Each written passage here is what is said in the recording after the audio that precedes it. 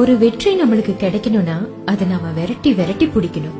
சோர்ந்து போயிட்டாலோ இல்ல முடியாதுன்னு நினைச்சாலோ அந்த வெற்றிய பிடிக்கவே முடியாது.